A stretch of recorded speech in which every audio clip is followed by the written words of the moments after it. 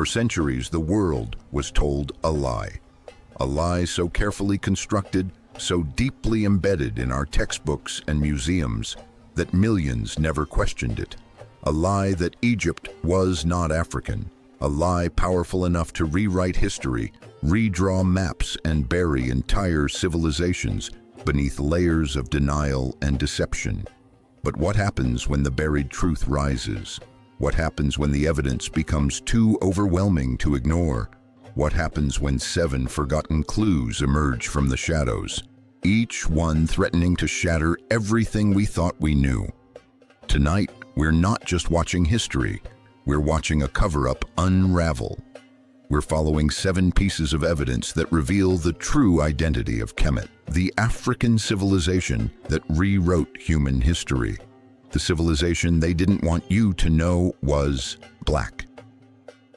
Before we begin this journey, I need you to do something. Subscribe to Ancient Africa Untold, because this is where the truth lives. This is where the silence ends.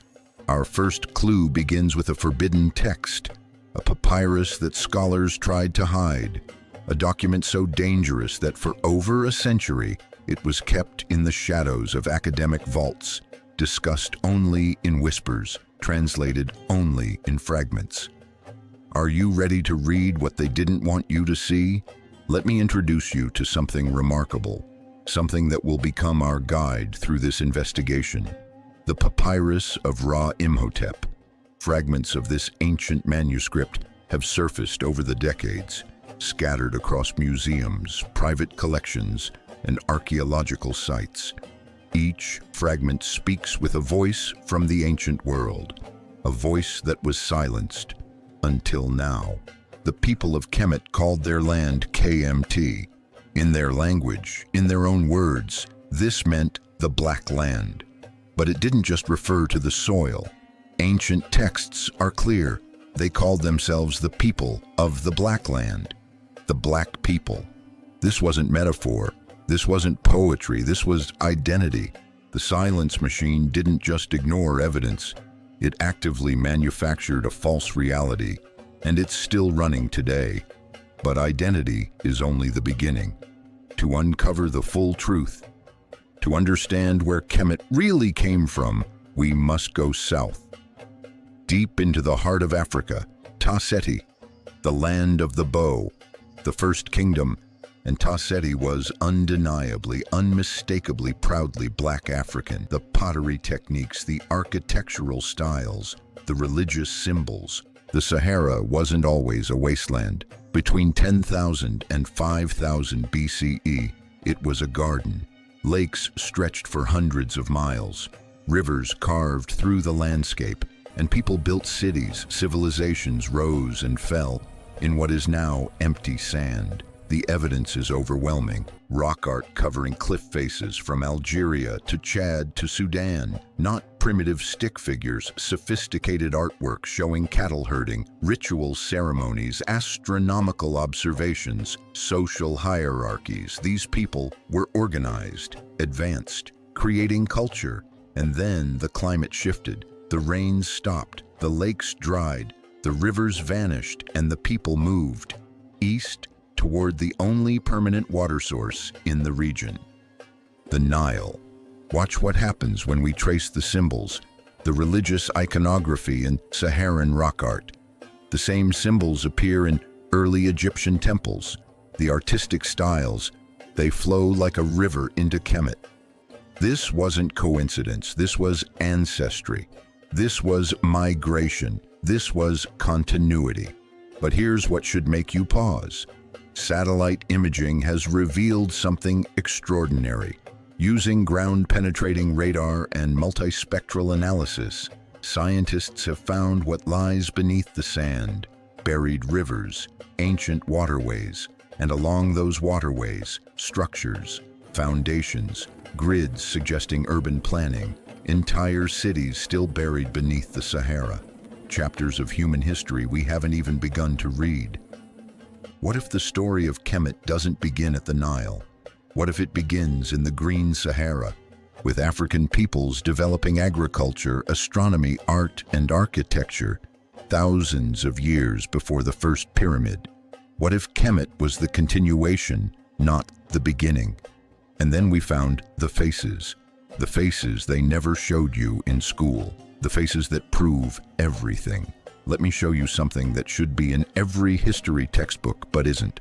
The actual faces of ancient Egypt's founding fathers, the first dynasty pharaohs, the unifiers, the kings who built the foundation of one of history's greatest civilizations. Narmer, Aha, Jer, Jet, Den, the names you might recognize. But do you recognize their faces?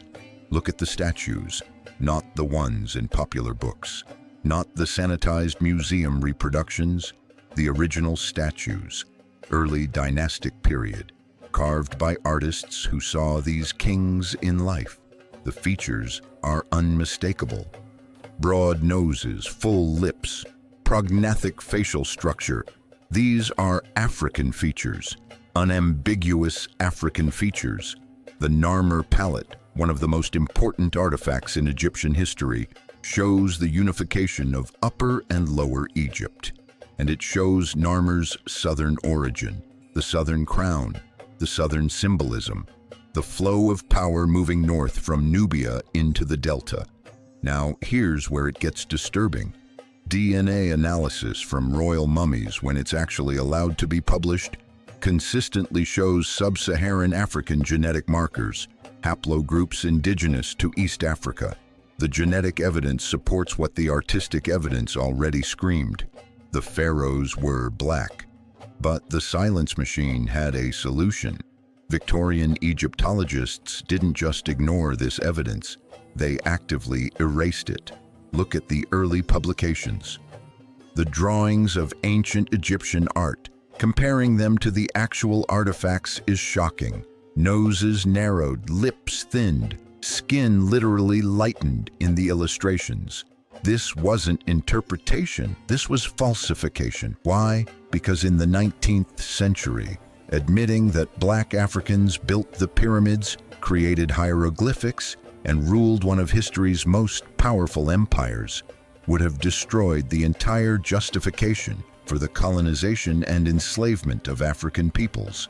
The lie wasn't accidental, it was necessary, it was weaponized. Think about what this means. Think about generations of African descendants walking through museums, looking at whitewashed depictions of their ancestors, never knowing the truth. Think about the theft, not just of artifacts, but of identity itself. But Kemet wasn't just African in its people. It was African in its genius, in its achievements, in accomplishments so extraordinary that modern engineers still struggle to explain them. Let me give you some numbers. Numbers that should make you question everything you think you know about ancient capabilities. The Great Pyramid of Giza, built approximately 4,500 years ago. Let's talk about precision. The base of the pyramid is level to within 2.1 centimeters across 230 meters. That's an error ratio of less than 1 in 1,000. Try doing that with modern equipment. It's difficult. Now try doing it with copper tools and wooden sledges. The sides of the pyramid are aligned to the cardinal directions, north, south, east, west, with an accuracy of 0.06 degrees. That's more precise than most modern buildings. How? How did they achieve this without magnetic compasses, without GPS, without theodolites? The blocks fit together so precisely that you can't slide a piece of paper between them. We're talking about 2.3 million limestone blocks, each weighing an average of 2.5 tons, fitted with tolerances measured in millimeters. Modern engineers have attempted to replicate this with cranes, with computers, with laser levels and surveying equipment, and they can't match the precision. They get close, but not equal. Let that sink in. Then there's Imhotep, the world's first named architect, African, Egyptian, genius. He didn't just design the step pyramid at Saqqara, he revolutionized architecture. He invented the stone building column. He was also a physician, a sage, a high priest. Later, civilizations deified him. The Greeks identified him with their god of medicine, Asclepius, one man, one African man. Changed the course of human civilization. But the silence machine has an explanation for all this, doesn't it? Aliens or lost advanced civilizations or mysterious knowledge from Atlantis. Anything but accepting that Africans achieved this through their own ingenuity, mathematics, and engineering brilliance. Here's what really happened. This wasn't accidental genius. This was inherited knowledge. Knowledge built over generations. Knowledge passed down from the Saharan societies, from Ta-Seti, from African peoples who had been observing, calculating, and innovating for thousands of years before the first pyramid was ever conceived. The engineering of Kemet was the culmination of African scientific tradition, not the beginning.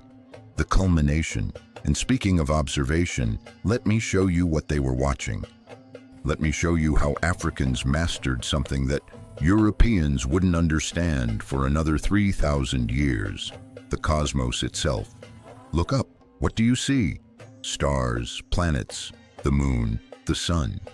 Now imagine understanding them so completely that you could predict their movements years in advance. Imagine calculating the length of the solar year to within minutes of modern measurements. Imagine doing all of this without telescopes. The ancient Kemites didn't just observe the sky, they mapped it, they measured it, they built their entire civilization around it. Sirius, the brightest star in the night sky. The Egyptians called it Sopdet.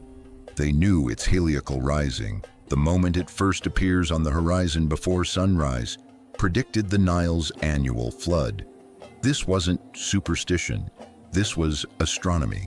This was their calendar, their agricultural planning, their economic cycle, all based on precise stellar observation. The pyramids at Giza are aligned with Orion's belt, not approximately, precisely. The three main pyramids mirror the three stars. The Nile represents the Milky Way. The entire Giza complex is a terrestrial map of the heavens. But here's what's truly staggering. They knew about precession. The slow wobble of Earth's axis that take us 26,000 years to complete. How did they discover this? By observing the stars for centuries, by keeping records, by passing knowledge across generations, by being patient and systematic and brilliant. Nabta Playa, southern Egypt, 7,000 years ago. Stone circles arranged to track the summer solstice. Astronomical alignments predating Stonehenge by 1,000 years. This is where it started, in Africa.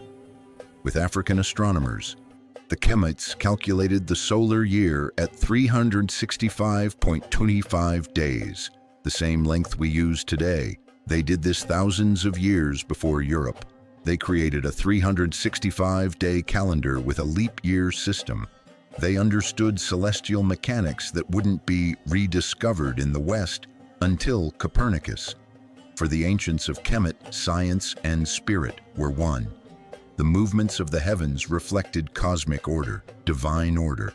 And maintaining that order wasn't just religious duty, it was mathematical necessity.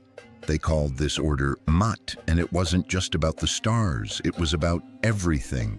Truth, justice, balance, morality. The most powerful clue isn't in the sky, it's in the mind. It's in the African philosophy that shaped not just Kemet, but the moral foundations of human civilization itself. What makes a civilization great? Pyramids, armies, wealth, or is it something deeper? Something that outlasts stone and gold? Something that changes not just how people live, but how they think? Let me introduce you to Maat, the ancient Egyptian concept that became the ethical foundation for thousands of years of African civilization, and then quietly influenced the rest of the world. Maat means truth, balance, justice, cosmic order, righteousness. But it's not just a concept. It was a law, a code, a way of life. The 42 Laws of Maat, written down in the Egyptian Book of the Dead, but existing long before that in oral tradition. These laws governed everything: how you treated others, how you spoke, how you conducted business, how you honored the divine, how you lived in harmony with the universe. Do not kill, do not steal, do not lie. Do not cause suffering, do not pollute the water, do not be angry without cause, do not commit adultery, do not bear false witness. Sound familiar? They should, because the 42 Laws of Maat predate the 10 Commandments by at least 1,000 years. Maybe 2,000 years. This isn't coincidence. We know the Israelites were in Egypt. We know Egyptian ethics influenced Hebrew law. We know Moses was raised in the Egyptian royal court, educated in Egyptian wisdom.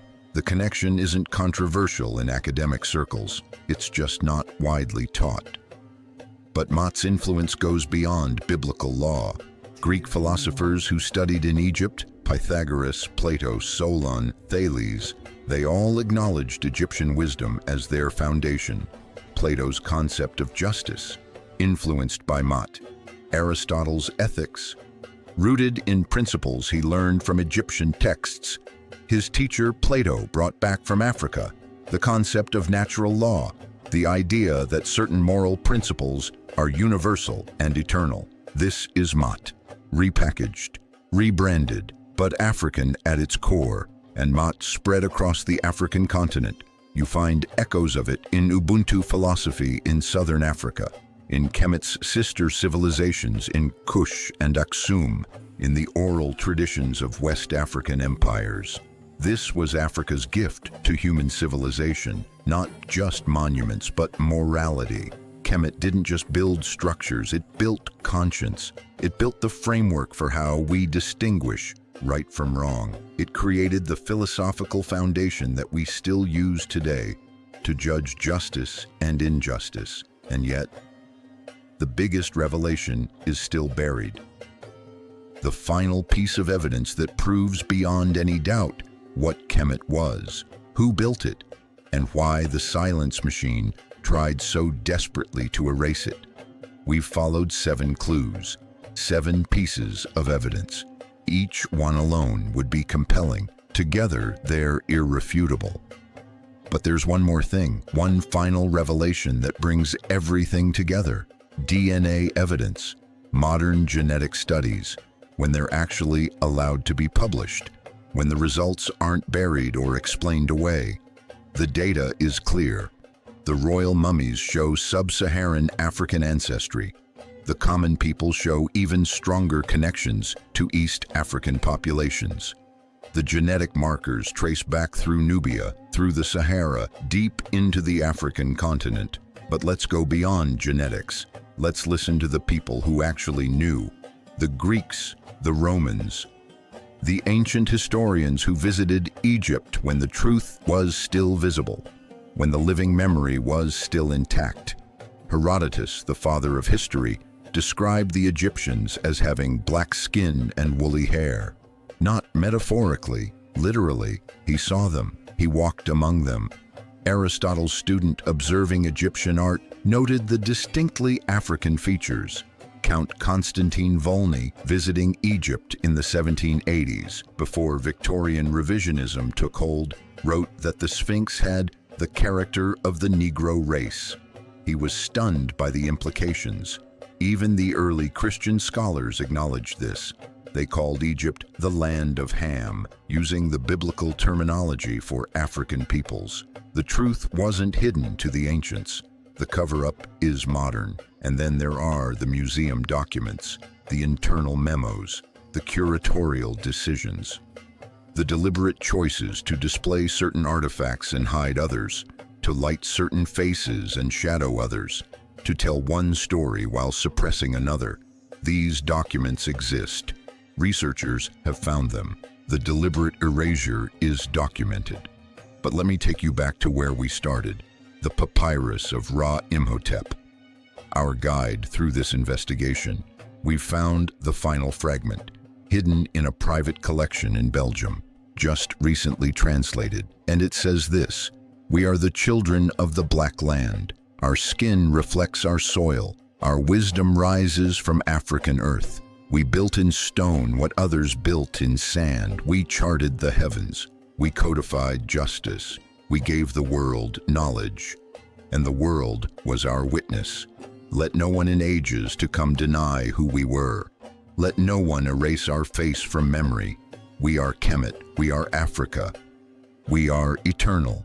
Those words were written over 4,000 years ago by an African scribe in an African land about an African civilization, and for centuries the silence machine tried to make you forget. But here's what they couldn't erase: the stones, the genes, the astronomical alignments, the engineering precision, the hieroglyphic records, the artistic representations, the philosophical legacy, the mathematical innovations, the medical knowledge, the agricultural systems, the trade networks, the timeline, the archaeology, the anthropology, the linguistics, the cultural continuity, all of it. Every single piece of evidence points to the same conclusion. Kemet was African, openly, proudly, unapologetically built by Black African peoples, sustained by African genius, rooted in African tradition, and no machine of silence, no matter how powerful, no matter how persistent, can bury that truth forever. The world told you a lie. Tonight you heard the truth. What you do with it now is up to you. Subscribe to Ancient Africa Untold. This is where the truth lives. This is where we restore the memory of a continent the world tried to erase. This is where we remember, because Kemet remembered. And now, so will we.